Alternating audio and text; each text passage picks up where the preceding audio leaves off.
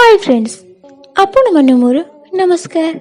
स्वागत करूची आपण मानकु आम चैनल को। फ्रेंड्स, दिन थिला एही मनुष्य आदिब मनुष्य ही जीवन यापन करथिला, किंतु समय बदलिबा सह मनुष्यर जीवन निर्वाह करबा शैली में ता सह बदलिबार लागिला एवं एबे से एक आधुनिक दुनिया रे पहुंची गलानी।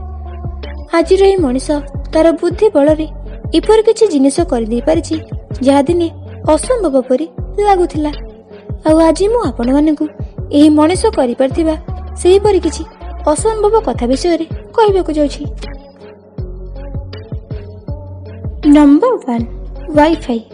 फ्रेंड्स, वाईफाई जोटा कि नॉर्मली हमर डाटा नथिबा टाइम रे आमे जणु ठारू डाटा नेबे पई यूज करथाउ, किंतु आपण माने जानि छथि कि ए वाईफाई को प्रथमे केउ देश व्यवहार करबे पई आविष्कृत करथिले। बहुत कम लोक हुएत ए कथाटी जानिथिबे जे ताइवान देश निज देशर नागरिक एवं सब विदेशी पर्यटक मानकु मागणा वाईफाई कनेक्टिव देला वाला प्रथम देश।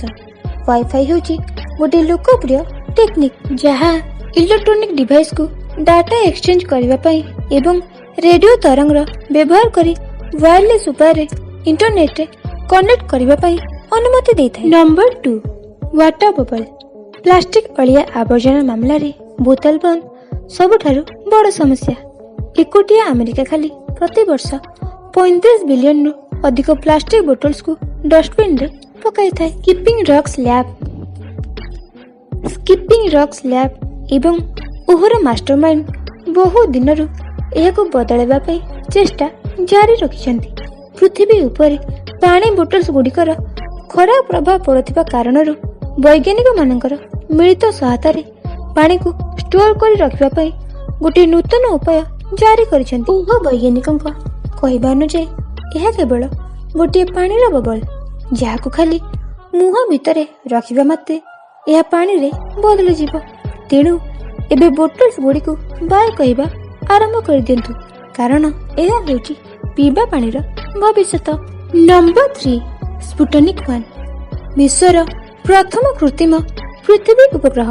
एहाकु सोवियत अंतरिक्ष कार्यक्रम गोटे हिस्सा भाव 4 अक्टोबर 1957 मसीह यूएसएसआर द्वारा एक अंडाकार लोअर्थ ऑर्बिट रे लॉन्च करा जायतिला एवं एहर बैटरीज डेड हेबा आगरु एहा 3 सप्ताह पर्यंत परिक्रमा करथिला ओ 4 जनवरी 1958 रे वायुमंडल रे पड़िबा आगरु एहा 2 मास पर्यंत चुपचाप परिक्रमा करथिला। नंबर 4, रेडियो जहाँ साउंड कम्युनिकेशन द्वारा ध्वनि संचार करिथाए, मुख्यतः संगीत, समाचार एवं अन्य प्रकार कार्यक्रम गुड़िकर प्रसारण माध्यम।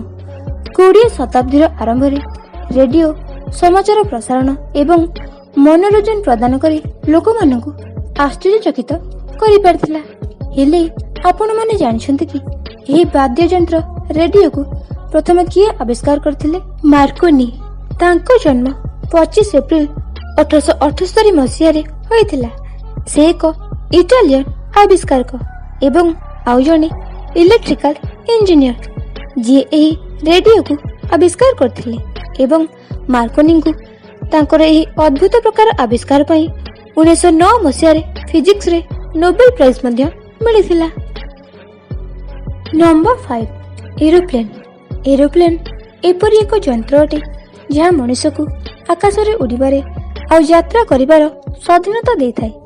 यह मुख्यतः मानव चालित अटे एवं पुरातन कालरु नै आज पर्यंत एही यंत्रर महत्व रही आसीछि एवं आज रही आधुनिक युग रे एरोप्लेन जीवन रे एक अभिन्न अंग पालटि जाइछि एवं एही एरोप्लेन को प्रथमे राइट भाई माने ओरबिल और बिबो राइट सफलतार सहित 1903 मसीहा डिसेम्बर मास 17 तारिख दिन तैयारी करी उड़ाइथिले।